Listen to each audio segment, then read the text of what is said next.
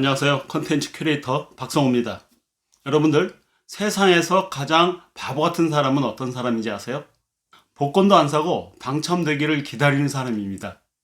씨앗도 안 심고 열매 맺기를 기다리는 사람이죠. 이런 바보 같은 사람이 어디 있냐고요? 대부분의 사람들이 사실 이렇게 살아요.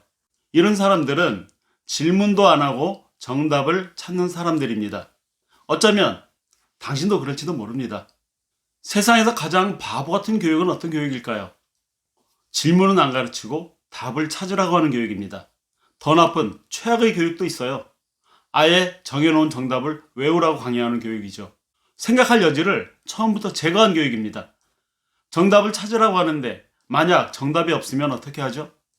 대부분의 경우가 정답이 없는데 하나의 질문에 사실은 답은 수만 가지입니다. 그런데 왜 정답만 찾으라고 할까요?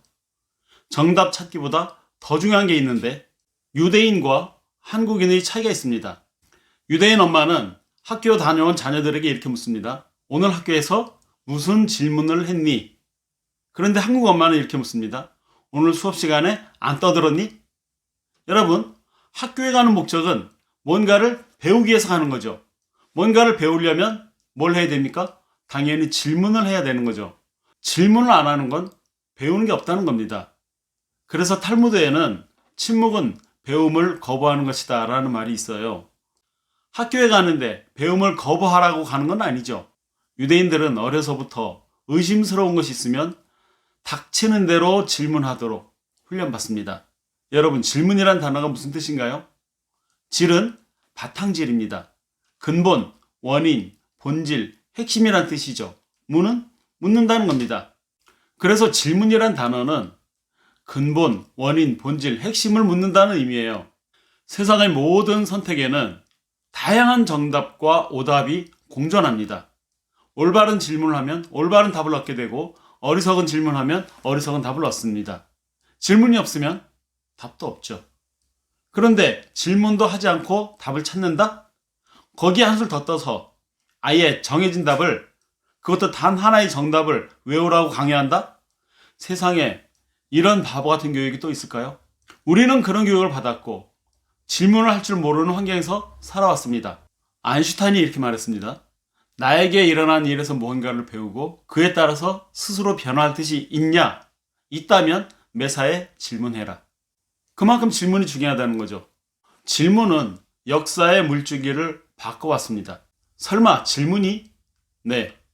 유목민들의 질문은 이겁니다. 어떻게 하면 물 가까이 갈 수 있을까? 농경민들이나 도시인들은 어떻게 하면 우리에게 물을 끌어올 수 있을까? 유목민과 농경민들의 질문은 달랐고 최종 승자는 한 곳에 정착하며 발전해온 농경민과 도시민들입니다. 여기서 농경민과 도시민들이 던졌던 질문, 어떻게 하면 물을 끌어올 수 있을까? 이 물이라고 하는 것은 자신이 살아가는 데 필요한 모든 것입니다. 돈, 사람, 기술 등등.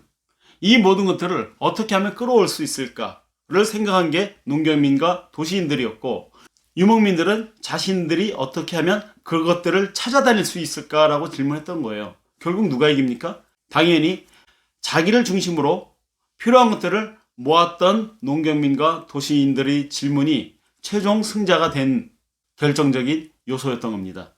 사람들은 사고를 전환해라, 패러다임의 변화에 반응해라, 이런 질문들을 합니다. 사고의 전환이나 패러다임의 변화는 다른 질문을 했을 때 만들어집니다. 다른 결과는 질문의 내용에 따라서 달라집니다. 생각은 질문과 대답으로 이루어져요. 그래서 질문을 하지 않는 것은 사실은 아무런 생각도 없는 겁니다. 질문은 대답보다 100배 이상 더 중요합니다. 그래서 정답을 찾는 것보다 질문을 찾는 것이 100배 이상 더 중요하다는 거예요. 위대한 결과는 위대한 질문에서 비롯됩니다. 문제를 푸는 최선의 방법은 우선 더 훌륭한 질문을 찾아내는 겁니다. 그래서 새로운 질문은 우리의 생각, 우리의 관점을 완전히 바꿔놓습니다. 문제를 바라보고 해결하는 방식이 완전히 달라지기 때문이죠. 우리가 인생에서 실패하는 가장 큰 이유가 뭘까요? 적절한 질문을 하지 않거나 질문이 아예 없기 때문입니다. 질문은 그 사람을 만들어요. 왜냐하면 질문은 생각을 결정하고 생각은 마음가짐을 결정하고 마음가짐은 행동을 결정하기 때문입니다.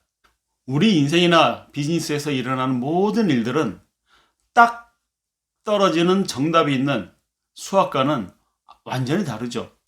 한 가지 문제에 수만 가지 다른 답이 있는 세상에서 우리는 살고 있습니다. 성공자의 스토리에서 성공 비법을 알고 싶습니까? 그러면 이렇게 하세요. 먼저 그 성공자가 성공한 핵심 원리를 파악하는 거죠. 책을 통해서 파악을 하든 누구 이야기를 통해서 듣든 아니면 어떤 영상을 보든 핵심 원리만 파악하는 겁니다. 그러나 딱 거기까지만 해야 됩니다. 왜?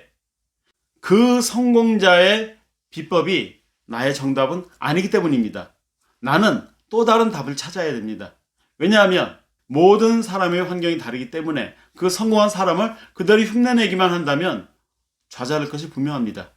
우리는 질문을 통해서 문제의 본질이나 해결 메커니즘 그리고 자신의 상황에 적응하는 방법을 키워가야 됩니다. 그래서 책을 읽는 거예요. 책 읽기의 목표는 정답을 외우는 게 아닙니다. 성공자 핵심 비법을 찾아내는 게 아니에요. 원리만 파악하고 그 원리를 바탕으로 문제를 해결하는 두뇌를 훈련시키기 위해서 우리는 책을 읽습니다. 책 읽기에서 특히 실용 독서의 목적은 벤치마킹입니다. 즉, 다른 사람의 지식과 지혜를 모방하기 위해서죠. 그러나 책에 적혀있는 그대로 따라해서는 실패할 수밖에 없고 그대로 따라할 수도 없습니다. 그렇다면 책 읽기의 목적은 수많은 사례를 통해서 나의 상황에 적용하고 나의 당면 문제를 해결할 수 있는 두뇌를 훈련시키기 위한 것이 바로 책 읽기의 목적입니다. 결국 많은 책을 읽는다는 것은 다양한 상황을 간접적으로 경험하는 거예요. 그 과정에서 우리는 상황 이해력, 분석력, 문제 해결 능력 이런 것들을 키워가는 거죠. 그래서 많은 케이스를 경험하면 경험할수록 그러한 능력은 더욱 커질 수 있습니다. 책을 통해서 많은 것을 접하기 위해서는 많이 읽어야 되죠. 그러자면 필수적으로 책을 빠르게 읽고 정확하게 적용하는 능력을 갖춰야 됩니다. 책을 느리게 읽으면 책을 많이 읽는 것이 사실상 불가능합니다. 지금보다 한 3배나 5배 정도 높이면 어떨까요? 사실 이 정도 속도는 단 하루 만에 높일 수 있습니다. 우리가 책을 읽는 데 있어서 물론 많이 읽어야 됩니다. 하지만 그것만이 정답은 아닙니다. 한 권을 읽더라도 질 높은 책 읽기를 하지 않으면 아무런 효과가 없어요. 결국 책 읽기의 관건은 양 플러스 질, 이것을 동시에 높이는 능력이다. 많은 책을 읽기 위해서는 속도가 필수고 동시에 질도 높여가야 한다. 우리의 맹목적인 책 읽기는 사실 전혀 도움이 안 됩니다. 책을 빠르게 읽으면서 활용할 수 있는 기술을 배우는 것, 그게 인생에서 가장 중요한 기술이죠. 그 기술을 어디에서 배울 수 있을까요? 이 영상 아래 더보기에 PDF 자료를 다운로드 받으세요. 다운로드를 받기 위해서는 포커스 포럼 밴드에 가입을 하셔야 됩니다. 포커스 포럼 밴드에 가입을 하시게 되면 여러분들에게 다양한 책 읽기에 관련된 지식과 정보를 제공해 드립니다.